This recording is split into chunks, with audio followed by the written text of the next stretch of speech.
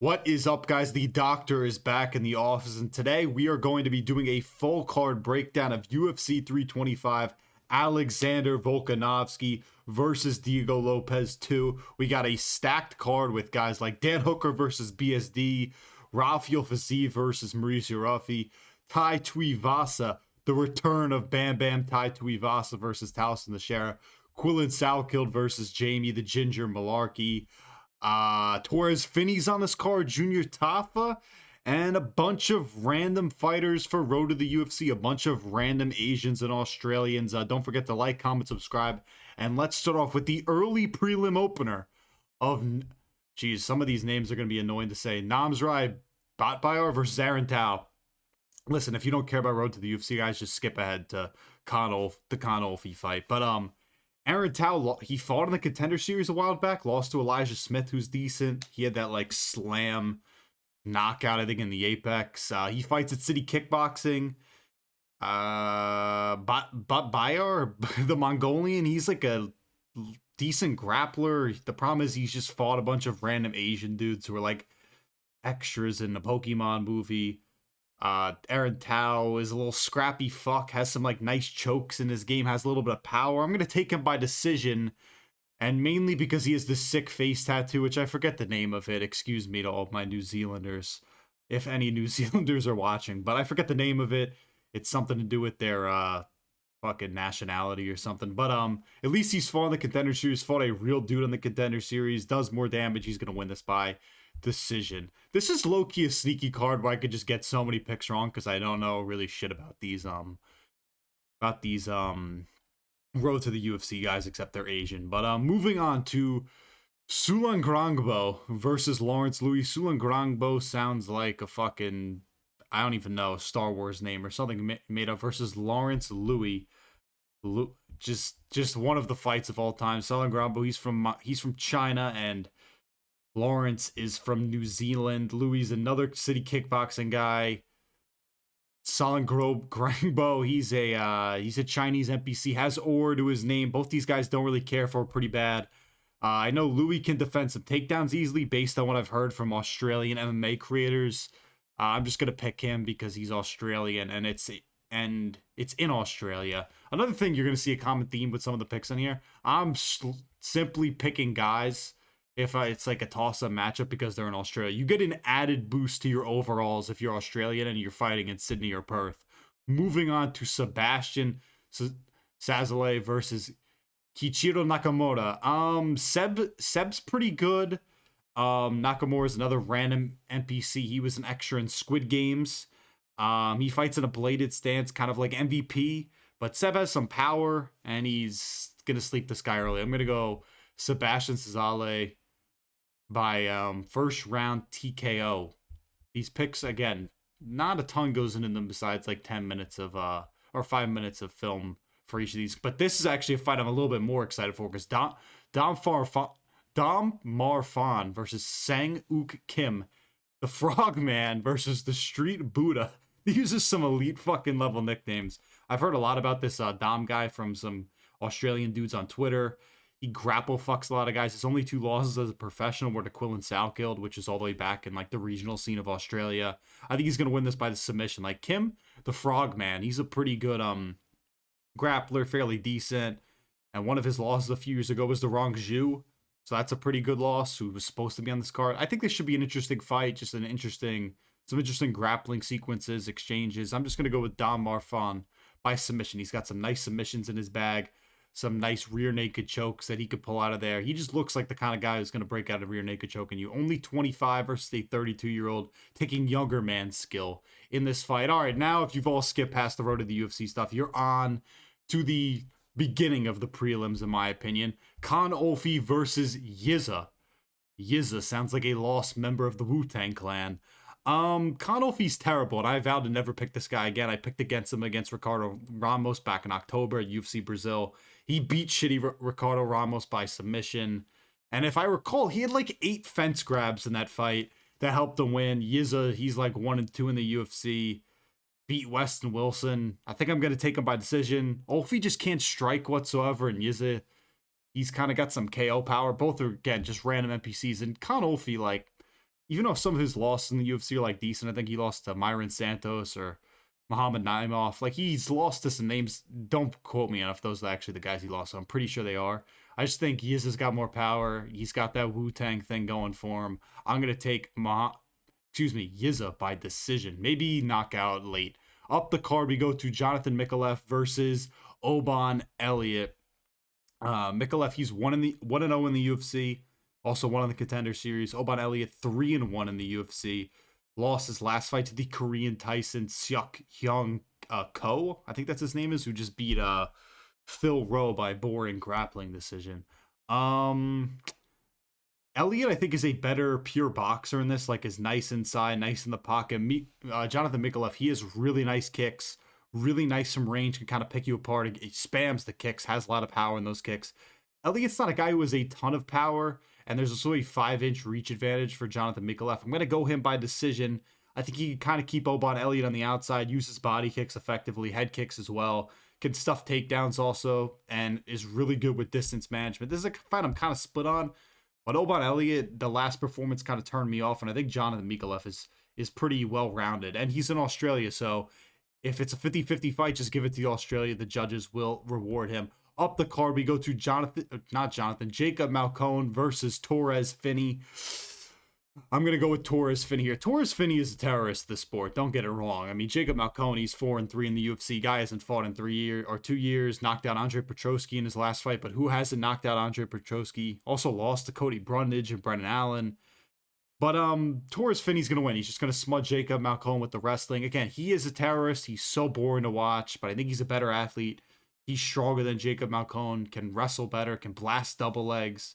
I think he's just going to sit on the whole fight. The crowd's going to be fucking booing. This is a bathroom break kind of fight. Like, normally you'd do that for one of the shitty women's fights on the prelims. This is the version of, like, the number 12th ranked strawweight versus the number 9th ranked strawweight. Like, you don't really want to watch this shit.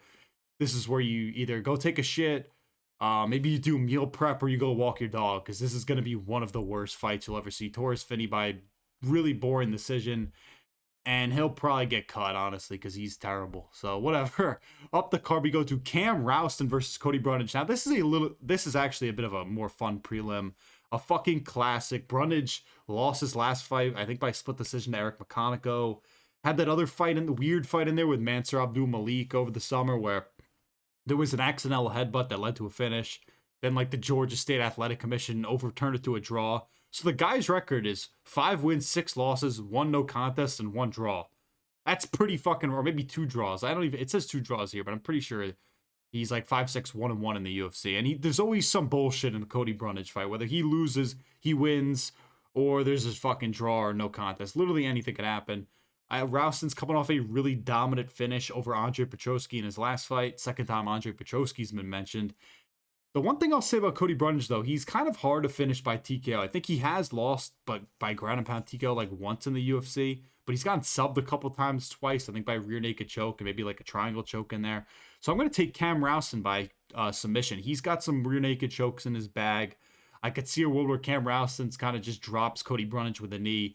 Cody Brundage, who Anthony Smith maxes and will just go into a ball, and then Cam Rowston will take his back and lead to a early rear naked choke in either late round 1 or really early round 2. I'm going Cam Rowston by submission. Up the card to the featured fight on the prelims. The prelims for this fight are absolutely dog shit. I'm really just noticing as I'm going through them now. Junior Tafa versus Billy Elekana. Now, I like Billy Elekana. I don't know if I'm going to say I'm high on Billy Elekana, but I like his game. I feel like he's pretty well-rounded, can kind of do a little bit of everything inside the octagon. And Junior Tafa is fucking terrible. That whole family is dog shit. If Junior Tafa sees this, don't fucking come after me. You just haven't done shit in the UFC. Well, people forget, man, Billy Elekana like had some moments against Bogdan Guskov before getting subbed. I think he had his back for a bit. He beat Ibo Aslan, Turkish Power. Brutally finished that random 6'7" dude. Kevin Christian in the last fight. Tafa's grappling is absolute shit. Like, where he'll stuff the initial takedown and then Elekana will just level change, go deeper into his body, get the body lock in there, and just take him to the ground. Junior Tafa got arm triangle choked by Tuco Tacos in his last fight. I'm taking Billy Elekana by submission round 1. can strike well, mix up leg kicks effectively, front kicks to the body, can just chain takedowns on this guy and get a submission. Let me check something actually really quick. Who's picking? 9% of people are picking Junior Tafa. That's the most ridiculous thing I've ever heard of. The guy is terrible. He's getting cut after this fight. Moving on to the main card. Finally, the main card's great, and the opener is Quillan Salkilld versus Jamie Mullarkey, and it's Salkilld by around 1 KO. And I feel bad for Jamie Mullarkey because he's kind of the perfect crafty vet. It's been around for a while. Beat Michael Johnson by split decision like 4 years ago. Fought a ton of names in the division. The Wrong Jew was supposed to be the initial fight, not Wrong Jew. Even though I kind of sound French. Wrong Jew, what is he? Chinese? He was supposed to be the fight instead of Jamie Mullarkey. Would have been a lot more intriguing. Instead, we get this Australian versus Australian violence. Jamie Mullarkey is just too chinny for me. He's gotten finished by so many people. Mauricio Ruffy, Nasrat Haqparast, Muhammad Naimov, Jalen Turner. Just guy's gotten finished too many times for me to confidently pick him to even get out of a round. Like, he can grapple well, and I guess there's a world where, like, maybe he really applies a ton of pressure to Quillan Salkilld and gets it out of the first round. But Salkilld can honestly out-grapple this guy. And if he wanted to, you could probably take him down and get him with a rear naked choke. There's a lot of rear naked choke submissions throughout Salkild's career, I believe. Salkilld can mix in calf kicks well. Obviously, he can mix in the head kick. We just saw what he does. But he owns a bakery. I think he's probably going to get like Jamie Mullarkey blitzing in, just crush him with like a counter right or something. And people want to say Jamie Mullarkey isn't a minority. He is a ginger, which is essentially the black people of white people. So this still fits the minority qualification for a Quillan Salkilld win. He's going to win this by round 1 knockout. This will be posted everywhere. Performance bonus. Everything will be great. Quillan Salkilld, hopefully they fucking finally give you not finally, but I mean, just give him an actual name after this, not fucking Jamie Mullarkey. Moving on to Tai Tuivasa versus Tallison Teixeira.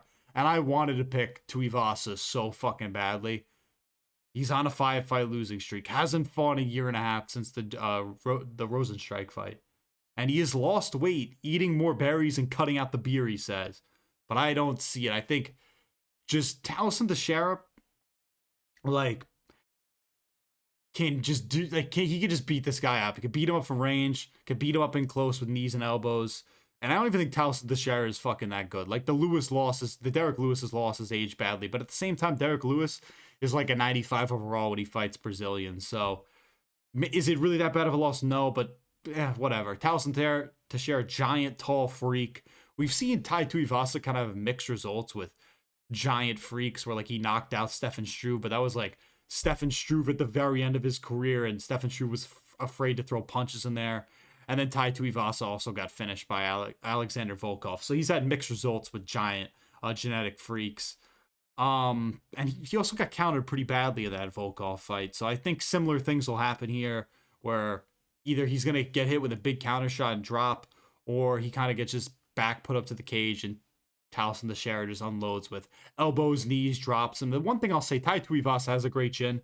I think he's going to get out of round 1 and lose in round 2. But I would fucking love for Tallison Teixeira to be put out cold again. Actually put out cold, not grabbing the fence and essentially outstanding. I want Tai Tuivasa to win. I want him to be on top of the cage, fucking doing a shoey, getting the crowd into it. I still want to believe that there's one more run in Tai Tuivasa, but I just don't see it. I think 6-fight losing streak, and he might be getting cut after this. It's a real shame. Like, this guy, if he beats Yogami, he would have had Tai Tuivasa versus John Jones. Like, it's crazy to think about. But I'm going Tallison Teixeira by 2nd round knockout. Moving on to the feature fight of the main card, Rafael Fiziev versus Mauricio Ruffy. And this is another fight that I'm kind of fence-sitting. I really do like both these guys.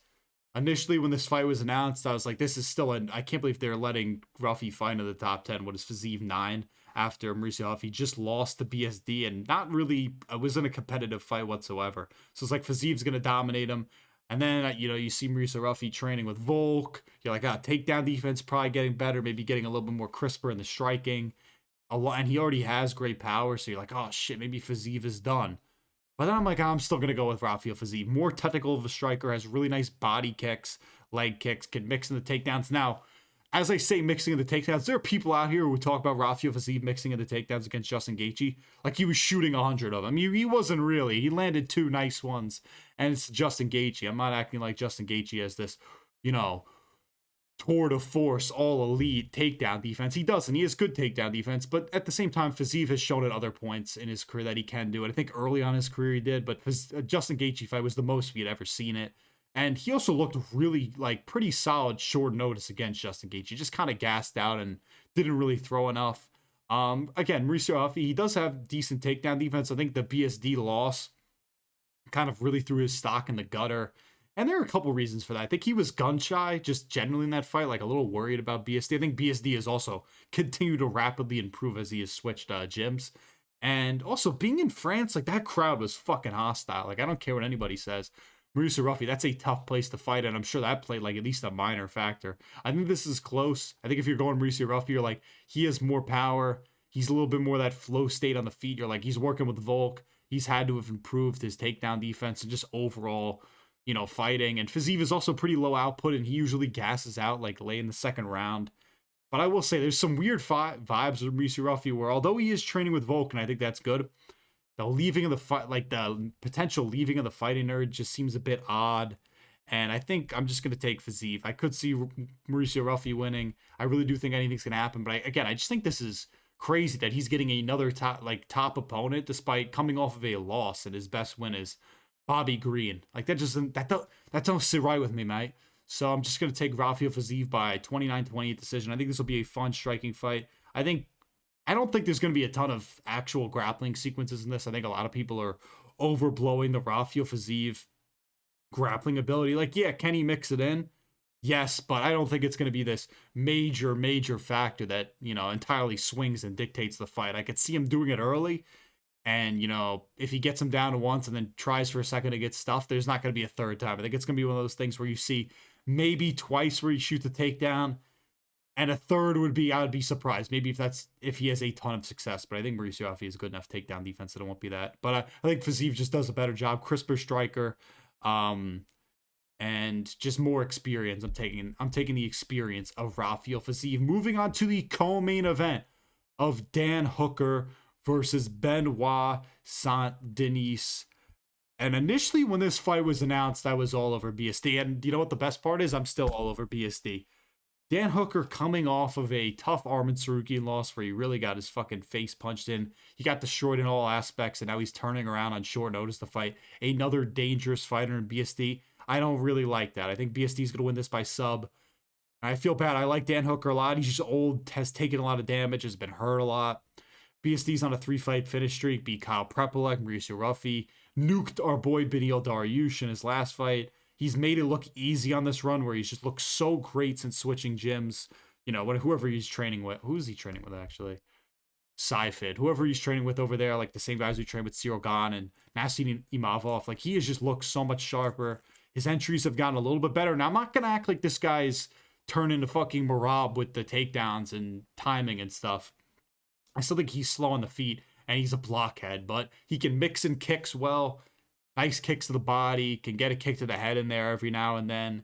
And I think Hooker, realistically, BSD used to shoot a lot of takedowns with his head on the outside, so I could see Dan Hooker maybe, cinching in a guillotine in there. But BSD has done a much better job putting, shooting the head inside the hips, not inside the, you know what I mean? Keeping his head inside, getting that body lock, and getting guys to the ground. He has looked better. He can scramble very well if Dan Hooker even gets him in one of those guillotines, so BSD can get into better position. And BSD isn't a guy who's doing a ton of ground and pound to you like an Arman Tsarukyan, where Arman's dropping elbows on you, he's fucking dropping fists on you, he's kissing you. BSD's looking to flatten you out, get a ton of control time, and hunt submissions. That's what he does. And also, Dan Hooker gets his back to the cage a lot. We watched Arman Tsarukyan really back this dude up a ton of the cage. Benoit Saint-Denis, his pressure has... his ability to pressure opponents has gotten better in the UFC. I think BSD is going to get a late submission in round 2 or a finish in round 3. I think Dan Hooker, he'll have moments, probably a big knee that, wobbles Benoit Saint-Denis. The crowd's all going fucking crazy. All the Aussies are going crazy. But I still think BSD is going to win this, and the fucking run is going to continue. He's going to win this, and then he's going to fight the loser of Max Holloway versus Charles Oliveira, and then if he wins that, where it's, if BSD beats Dan Hooker and then beats Charles or Max, and then we're talking about a BSD title shot, you'll never hear from me again. Hopefully that doesn't happen. But I've come around on BSD. Again, he's one of those fighters that I hated for so long, like mainly because of the narratives a lot of people built up going in that Poirier fight. But he's earned a lot of my respect recently. He seems like a really nice, cool ass dude, like former French special forces. Like I really don't hate this guy. I think he's gotten better. I don't think he's much of like he doesn't like live up to the Benoit Saint-Denis name anymore. I think he's legitimately a saint. But whatever, BSD by round 2 submission. Sorry, Dan Hooker, you'll be fighting Paddy Pimblett next, regardless if you win or lose. Moving on to the main event, Alexander Volkanovski versus Diego Lopes still. And I'm sticking with Alexander Volkanovski. I predicted him to win the first fight. I'm predicting him to win the second. And I also predicted him in my video on bold predictions for 2026 in the UFC that he was going to get 2 title defenses this year and retire as the GOAT. So he has to win this for that prediction to be true.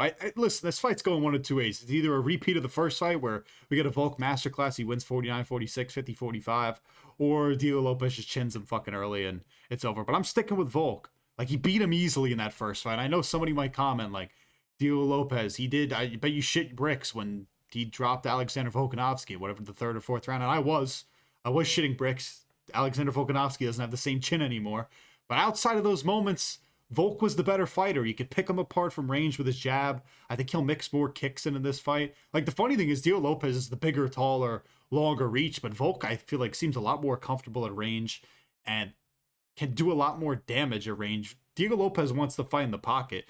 And another thing before I go into a little bit more breakdown of this fight, it has pissed me off because the UFC the only reason this match has been made is because the UFC wants Diego Lopes to beat Alexander Volkanovski. They want that Mexican star.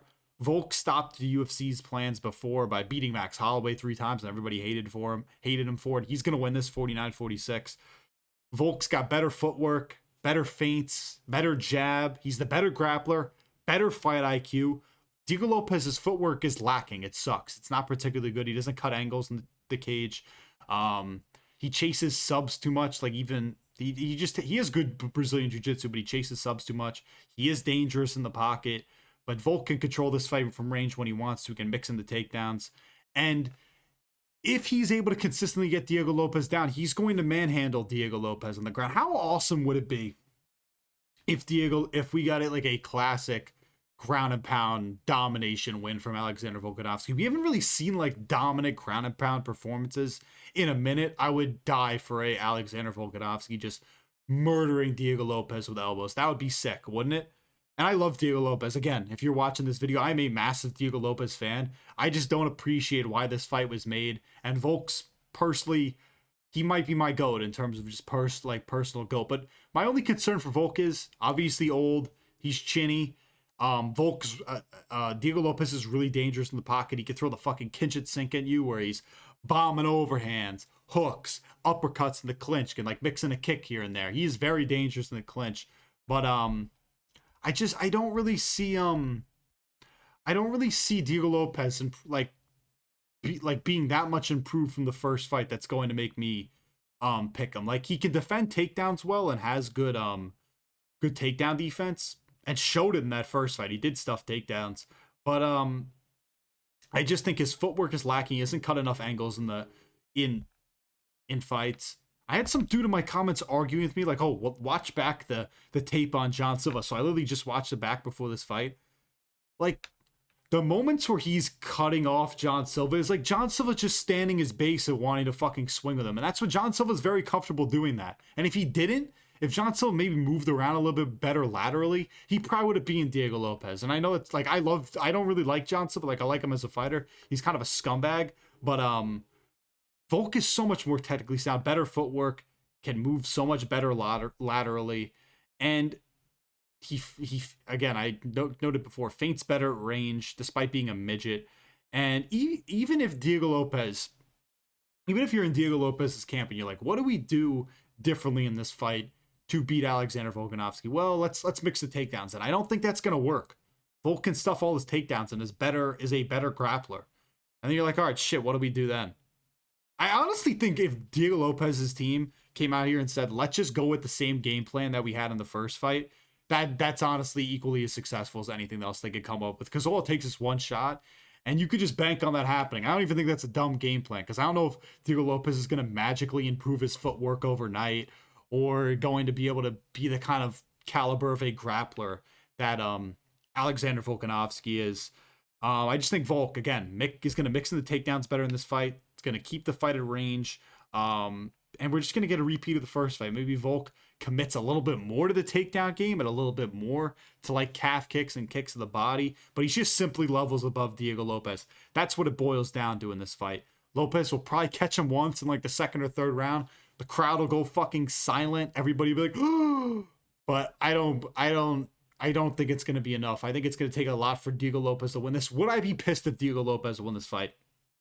Slightly. And the only reason it has nothing to do with Diego Lopes, it just has to do again with lazy matchmaking. That would be the only reason I'd be upset. But it was interesting to say that, hear from Diego Lopes, that if he beat Volk, he'd be open to a trilogy. Like imagine if that happened. He chins Volk and we get a trilogy fight. I honestly think if Volk takes a ton of damage in this fight, that he might retire, despite him kind of saying that this is going to be his retirement fight. I don't particularly believe him. I'm going to take Alexander Volkanovski by 49-46 decision, essentially a repeat of the first fight. I just don't think Diego Lopes has the footwork.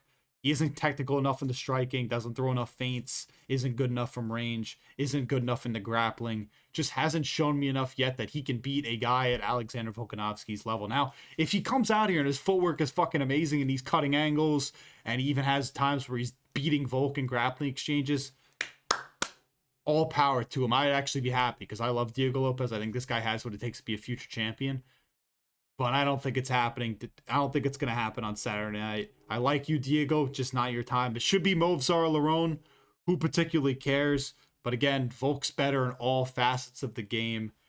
Diego Lopes just lacking in certain areas. That's making me hesitant to pick him.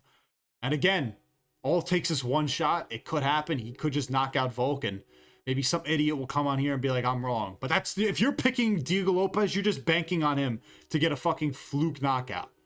Because that's all that's going to, as this fucking train goes off, that's all that's going to happen. Diego Lopes is not going to, out grapple Volk. He's not going to be a more technical fighter than Volk. That's not going to happen. You know what? For amount of times they beep that train, I just want to make a complaint if you're still watching the end of this video. Still people get fucking hit by this train, even though it's so goddamn loud. I don't know how you get hit by this goddamn train outside of my apartment. It pisses me off so much. But, what was I saying? No, you're just banking on a fluke KO from Diego Lopes. This guy's not going to be more technical. He's not going to out-grapple. He doesn't have better fight IQ than Volk. I ideally I think a sleeper pick is taking Volk to win this by TKO, but I don't think it's going to happen. He doesn't really finish. He hasn't finished that many people. When was his last finish? Was it Yair? Or was it Ortega?